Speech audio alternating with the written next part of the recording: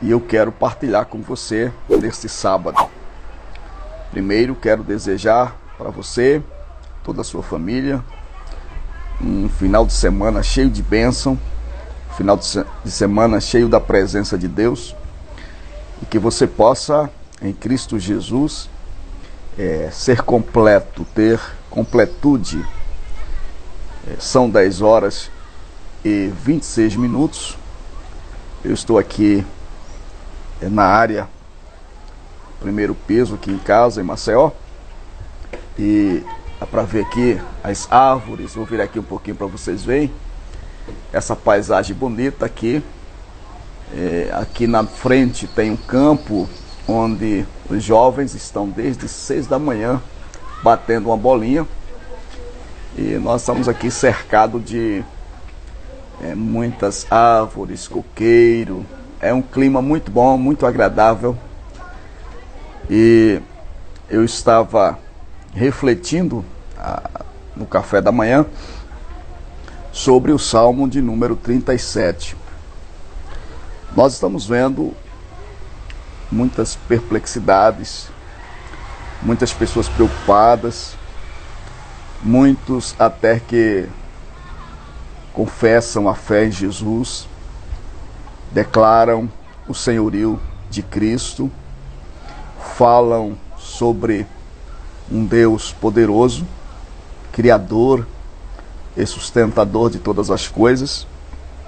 Porém, as atitudes não manifestam esta fé inabalável, esta fé sobrenatural no Senhor Deus.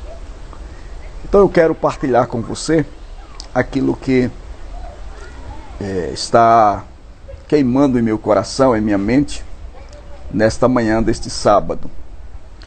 O Salmo de número 37, ele começa nos orientando, nos direcionando a não agir ou a não cometer os mesmos erros que aqueles que são pagãos, aqueles que não conhecem Deus, aqueles que nunca provaram o poder do Senhor fazem.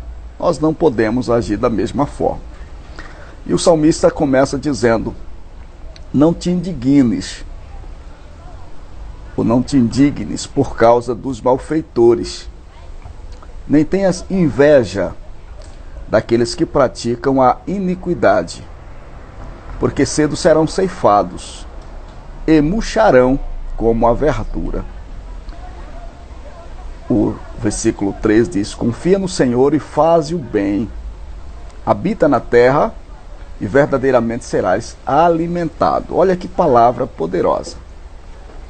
Então, eu meditando nesta passagem, eu pensei primeiro que nós precisamos, como filhos de Deus, como pessoas que conhecem o Deus Todo-Poderoso, apesar de não termos como viver a essência na íntegra desta soberania, desta magnitude, desse sobrenatural de Deus, as fagulhas, as centelhas que nós vivemos, ou as gotas de água no oceano que nós vivemos, nos traz um entendimento de que o Deus a quem nós servimos e o Deus em quem nós confiamos é poderoso, é grandioso, é maravilhoso. Basta olharmos para os acontecimentos, basta olharmos para a história, tudo que nós ouvimos e tudo que está registrado ao longo da história sobre esse Deus. Quando nós percebemos, por exemplo, o futuro do grande faraó, que não foi um futuro bem sucedido, porque ele estava justamente desafiando o Deus do povo hebreu. Prestemos atenção que nós falamos muito em paternidade. E uma das coisas que eu sempre falo, que eu sempre declaro em minhas preleções, em palestras, é que todo pai cuida do filho. Nenhum pai, por mais desobediente que o filho seja, nenhum pai quer ver o filho sofrendo, quer ver o filho abandonado. Só se for um pai realmente que não entenda o que é paternidade. Mas nenhum pai quer ver um filho sofrendo, passando necessidade. Então, para nós que somos cristãos, para nós que defendemos a fé em Deus, a confiança em Deus, nós entendemos que nós temos um Pai. E quem mexe conosco, quem nos afronta, quem nos desafia, a exemplo do faraó, está desafiando o nosso Pai, está desafiando o nosso Deus. Por esta razão, o salmista diz, olha, não fique indignado com o que os ímpios estão fazendo. Não fique indignado com a prosperidade do ímpio, com a aparente glória do ímpio, com a passageira e momentânea celebração de poder, de vitória do ímpio, pois breves serão ceifados e murcharão como a verdura. A Bíblia deixa claro, e é importante conhecer, é importante analisarmos isto, que o ímpio ele se destrói pela sua própria mão. Uma questão que muitas pessoas não conseguem entender. Quando o salmista, nos Salmos de número 20, versículo 7, dizia, uns confiam em carros e outros confiam em cavalos, mas eu me gloriarei no nome do Senhor dos Exércitos. Por que o salmista estava falando isto? É justamente porque a glória do povo de Deus, a vitória do povo de Deus, é conquistada no reino espiritual. E quem declara esta vitória, esta conquista, é o Senhor dos Exércitos. Por esta razão, nós nos apegamos à palavra de Deus, do Salmo 91, quando diz que o que habita, o que mora no esconderijo do Altíssimo, descansa à sombra do Onipotente. Olha, habitar, morar, estar, permanecer no esconderijo do Altíssimo. Então nós estamos escondidos, nós estamos em um local seguro, nós estamos em um esconderijo.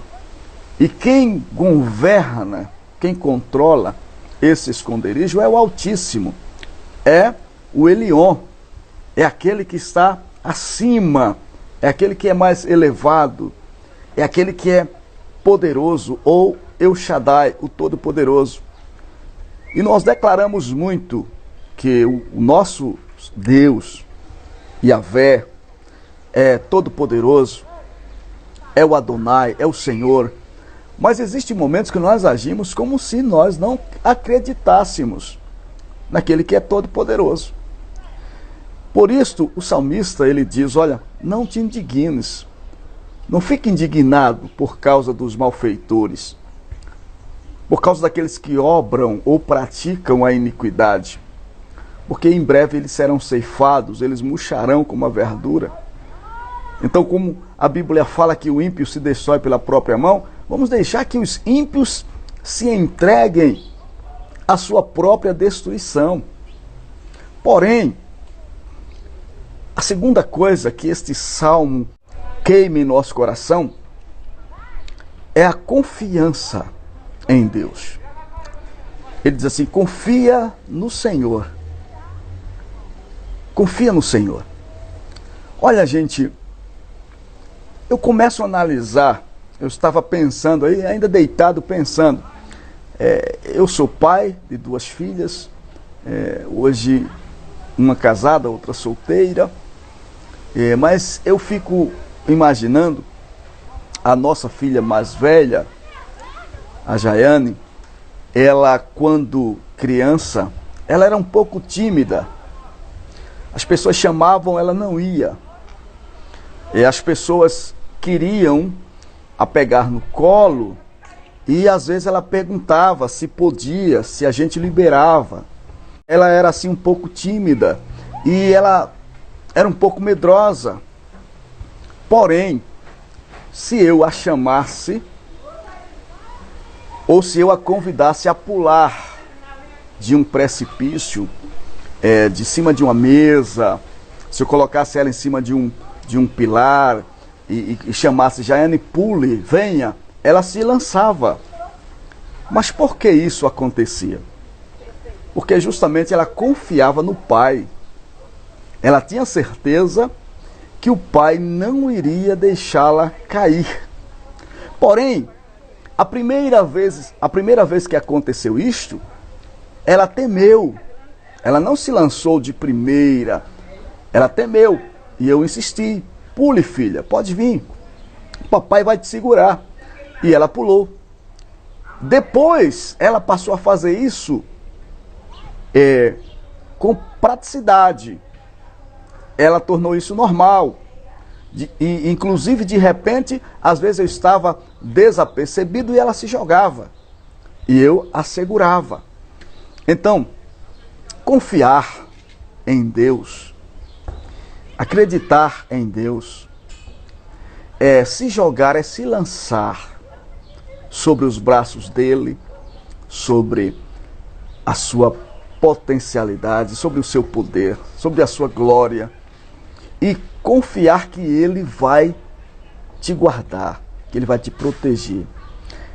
É como, por exemplo, se você estivesse dormindo em uma casa e você abrisse as portas e dormisse tranquilo, porque você colocou alguém na porta para vigiar e você confia que aquela pessoa não vai permitir ninguém entrar. Então, quando nós confiamos em Deus, nós temos aquela convicção e aquela determinação de Jó. Não sei se você já leu o livro de Jó. Jó, seus momentos de crise, quando estava sofrendo o grande ataque, para provar, a sua dignidade, a sua honra e a sua lealdade ao Senhor Deus, porque uma das coisas que Deus declarou sobre Jó é que ele era um homem íntegro, reto, temente, se desviava do mal. Então, para provar isto na vida de Jó, Deus permitiu que Jó passasse por uma situação complicada, caótica. Porém, Jó, em alguns momentos, declarou: eu sei que o meu Redentor vive e por fim se levantará sobre a terra. Em outros momentos, Jó diz assim: olha, ainda que ele me mate, nele eu vou continuar confiando. Então, confia em Deus, querido. Confia em Deus. Deposita a tua fé naquele que pode todas as coisas. E a terceira coisa, para encerrar, que eu gostaria de refletir com você, é que mesmo diante de todas estas catástrofes, diante de todas estas problemáticas que estamos enfrentando, não deixe de fazer o bem.